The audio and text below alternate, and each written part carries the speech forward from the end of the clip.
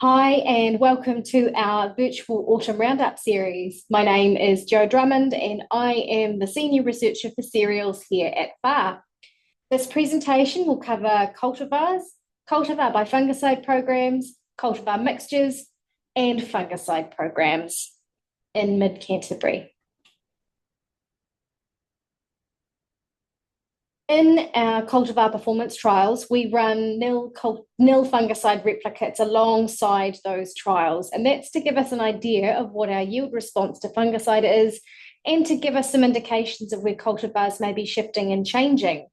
In those trials, losses without fungicide ranged from 1.6 tonnes, which is around 12%, to 6.2 tonnes per hectare, which is around 50%. This is reasonably consistent with what we've seen in the last season. The more tolerant the cultivar, the more resilient that cultivar is to the timing of application and in the number of applications. And even susceptible cultivars have a little bit of wiggle room. Starting with those nil disease replicates in our CPT trials, Firelight had the lowest losses associated with no fungicide. So without fungicide, the yield response was about 1.6 tonnes. And that was that 12%. At the other end, Firelight had a 6.2 tonne yield loss without fungicide, which was around 50%. That yield loss was primarily associated with leaf rust, but there was some septoria at play as well.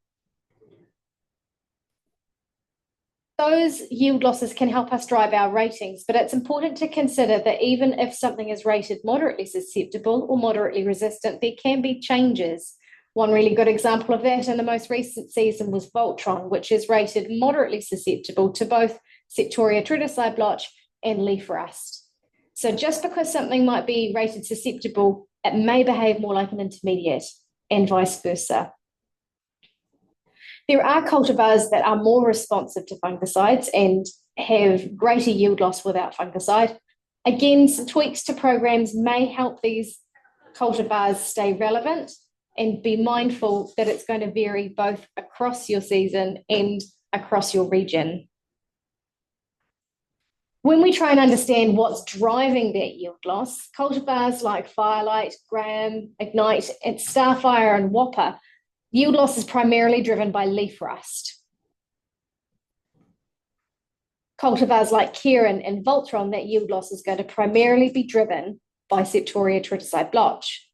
This can give us some clues to how we might need to change our management in the season.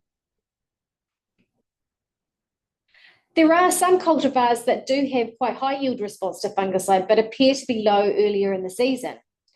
Cultivars like KFW 2201 was an example of this. So in the lead up to Christmas, disease was relatively low. So we need to ask ourselves whether we have some late leaf rust coming in or whether it's late septoria. Can this help us decide how we manage it?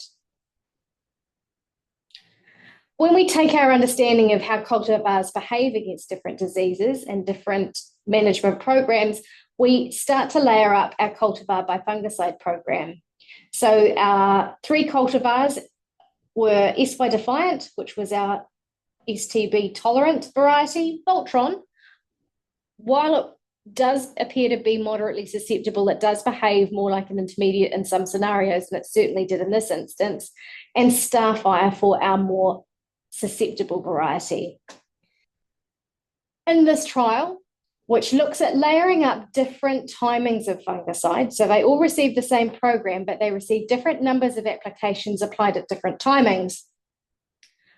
The bulk of our septoria control, and septoria is up the y-axis, is tied to our T1 and T2 applications, so our growth stage 32 and 39 applications. Now, depending on the season and the cultivar, the T3 is going to be adding something to that mix. In this particular trial series, and historically we haven't seen a value to adding the early disease control by way of a T0 in any of our cultivars. This trial also looked at whether or not there was some flexibility if you just happen to be late with your T1 or late with your T1 and T2. So a cultivar that has at least an intermediate rating for septoria is going to give you a little bit of wiggle room. So if you are late through no fault of your own, it's not going to send the septoria levels in your crop skyrocketing. However, if you have a more susceptible cultivar like Starfire, you will be a little bit exposed. The important thing to remember here is that if you are late with your T1 spray, particularly if you have a susceptible cultivar, you need to be mindful that you're not also late with your follow-up application.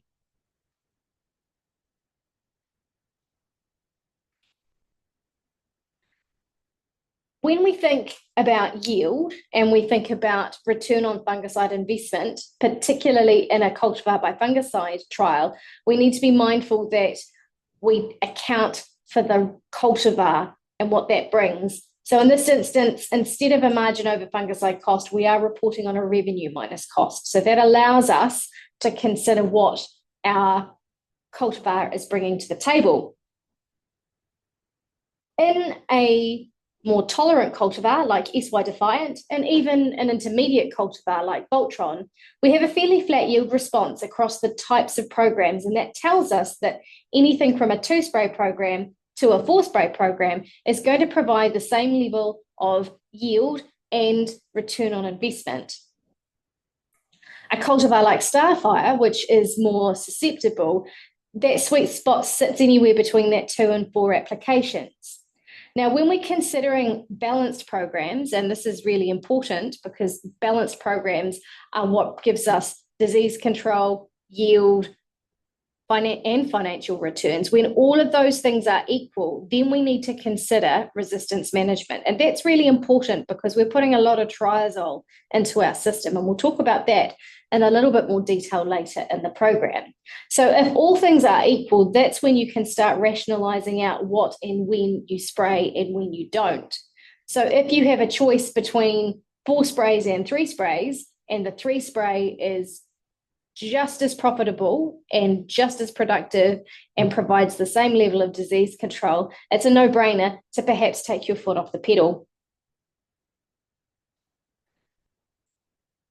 Considering resistance management, this next piece of work looks at the development of multiple gene, multiple mode of action obstacle courses that makes it harder for our pathogens to overcome. And this is where we start to consider cultivar mixtures. Now, in a cultivar mixture, what we're looking to do in this piece of research is to dilute our pathogen load. So we are using the genetics of different cultivars to help spread our risk so that we don't see cultivars fall over relatively quickly, because we've seen that in previous seasons. So in this trial, we used the same cultivars from our cultivar by fungicide trial. This particular trial was in Leaston. The previous trial was in Methven. We used SY Defiant for our tolerant cultivar. It had a yield response of 0.7 of a tonne, about 700 kilos, which was around 5%. In this trial, a 1 to 3 spray program provided the same level of disease control, yield, and financial return. This is really important because we need to consider whether we're overspending on our tolerant cultivars. Voltron had a 1.9 tonne per hectare yield response to fungicide, so 13%. And again, 1 to 3 sprays, so our T2, our T1 and T2, our T1, our T2, and our T3 provided us with the same level of disease control, yield, and financial return. And that tells us that even with an intermediate cultivar, we do have a little bit of flexibility in how we apply fungicide and when. Starfire had a 3 tonne yield response to fungicide, so around 23%. 2 to 3 sprays with a sweet spot, but you do again need to be really careful because unlike in a tolerant cultivar, it's easy to underspend on something that's susceptible. It's also possible to overspend, and we'll go into that in a little bit more detail. The 3-way mixture, so looking at equal parts of those mixtures, had a yield response of 1.7 tonne per hectare and around 12%. So just like that intermediate and that tolerant, that gives you the flexibility. 1 to 3 sprays provided the same level of disease control, yield, and economic returns.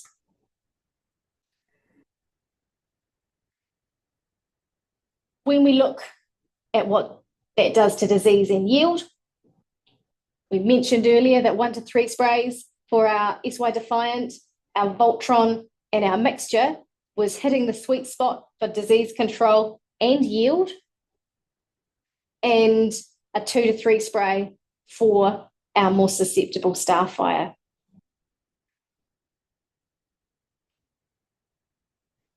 Now that we understand how our cultivars behave and when we need to apply, the question now is, what do I apply at my different timings? In this piece of work, we looked at layering up our fungicide program, starting with our flag leaf and building up till we've got a leaf layered approach. In this trial, 3 spray programs provided the highest level of disease control, yield, and economic returns. Other more intensive programs were equally profitable and high yielding, but again, considering that balanced programs factor in resistance management, a 3 spray program actually hit all of our targets in terms of what a balanced program really means. There is really a yield or financial reward for controlling early or late disease. When you're in a position where you have the same profitability and the same yield for not using them, it does start to stack up. The other thing this piece of work did was it looked at different triazole and SDHI options across our key T1 and T2 timings.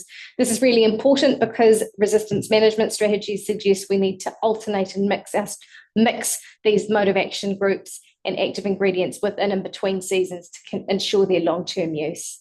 So you can have some confidence that whatever disease landscape you might be facing, there will be a program that's going to work for you. So what timing should I prioritise? In this trial that was at Methven, the main diseases were septoria and leaf rust. So we have disease up the y-axis. Our blue line is leaf rust and our green line is septoria. The T2 timing really does do the heavy lifting for both of those applications. And those late and early applications at T0 and T4 at the end of the season really don't provide any additional control. The sweet spot in this instance is anywhere between 1 and 3 applications, but we know that that's probably likely to be 2, closer to 3 by the time we factor in our own attitude to risk. Is there a yield penalty for not applying very early and very late fungicide applications? The answer is no, because those programs and that yield response is still built on our T2 and our T1 and T2. So anything above that is going to be a bonus. We have a fairly flat response at the top of that curve where we're layering up our applications. So the closer we are to 5 sprays, while it's going to be high yielding, it's not going to be giving us any more than what that 3 spray program is going to give us. And that tells us that we have flexibility across a range of different seasons and cultivars. And there's actually potentially more wiggle than you think about, because we have got some confidence in that data that we've been collecting since 2021. You can account for your level of risk. But are there impacts on cost by going too far to the end of the curve? And are there impacts on resistance? Does it pay? Well, again, that profitability, the biggest jump is from that T2. It also includes that T1. So that's where the best bang for your buck is. But depending on your season, you're potentially going to need a T3. And this season was definitely one of them. Again, our response is pretty flat at the top of that curve. It's still possible to underspend and overspend depending on what your cultivar is. But when prices drop and we consider the 2021-22 and 22-23 seasons where the grain price was really high, it's really easy to justify the cost of those applications. But when the price drops and we're back around $450 a tonne, considering integrated pest management and rationalising out those applications and not applying when you don't need to really does start to pay its way. So now we've prioritised and made a call that a 3 spray program, and this trial was the one that was going to give us the best balance. What are we going to use at our different application timings? If we used a stacked triazole, so Kestrel, which is prothioconazole plus tebuconazole, that was going to do a pretty good job. If we wanted to spend a little bit more money and add the multi-site Phoenix, that was going to do a pretty similar job, and the profitability of both of those options is going to be near enough the same. If we want to add the Septoria specific Questar, so a group 21, so we're really mixing our mode of actions here, where we've got a group 21, two group 3s, and a group M4. It's going to give you roughly the same yield and roughly the same margin over fungicide cost. If we're in a position where we might be concerned about leaf rust, or we might be concerned about eye spot, the use of Bolide and Phoenix is going to give you about the same as what those other options are going to give you. Our next two options, Revolution and Proline, are solo triazoles, so they've only got one triazole active ingredient. We know that it's really risky to put solo triazoles into our system without any support and without a different mode of action group. So in this instance, they've been applied with Phoenix, and both of those options are going to give you the same yield and the same profitability as all of the other options. So that can give you some really good idea as to, you have options for your system. So depending on what disease you have and what your risks are, you can pick any of these options and they'll do a pretty good job for you. If we consider what happens at T2, so this is the application that's going to do our heavy lifting in terms of controlling disease and building our yield and making us money, this is where we're going to put our biggest spend. If we consider our SDHI-based options, if you use Vimoy Ibalon plus Revolution, it's going to give you a pretty reasonable yield and return on your investment. Just bearing in mind that this program has had the same T1, so these particular treatments all received Kestrel and Phoenix at T1. The previous slide, all of our T1 options had the same T2 option. So we're really comparing what those different programs are giving us at different times. So Vimoy Ibalon plus Revolution gave us a pretty good return on our investment, and we've used Revolution here, and last year we used Kestrel at this timing. We're alternating our triazole at every application, and next year we'll likely use a different triazole at this timing, just to mix and match and make sure we're not overexposing our chemistry. If we used Revistar instead, so that's the same triazole that's in Revolution, the methane trifluconazole, and in this instance our SDHI is fluxiperoxad, it's going to give us about the same yield and about the same return on investment. Just be mindful of the fluxiperoxad because that product has been around for a long time, and the longer a product has been on the market, the higher the chance of a sensitivity shift. If Alatus Plus is your preferred option, that's going to give us about the same yield and about the same margin over fungicide cost as our Revistar and our Vimoy Ibalon. Our final two options are a little bit different. Vimoy Ibalon plus Questar, so this option has no triazole in it at all, is a resistance management strategy to simply not use a particular at-risk mode of action group. In this trial, that option provided the same level of yield and disease control and return on investment as the other SDHI and triazole options. This is the first year we've done this type of approach, so we need some more data before we can consider it an option, but it certainly in this trial provided the same level of return as the other options. Our final option is actually where we remove the SDHI entirely. So this is using Questar, which is again a Septoria specific product. There are no sensitivity shifts in this particular product, and that's with Revolution, the triazole. So that particular option doesn't have an SDHI in it. And in this season where we had, moderate to high disease pressure, it paid its way. Again, this is something that we need a bit more data on. So our big picture takeaways, even with irrigation environments in mid-Canterbury, there is variation in how cultivars are going to behave. And that means, unfortunately, there are no simple solutions. Cultivars can provide us with the opportunity for flexibility on when to apply, but this has to happen within limits. And consider the value of those early and late applications. Historically, FARS data has shown that 3-spray programs do provide the best balance between disease control, yield, financial return, and resistance management. And certainly this season has been no different. Thanks for listening and have a great season.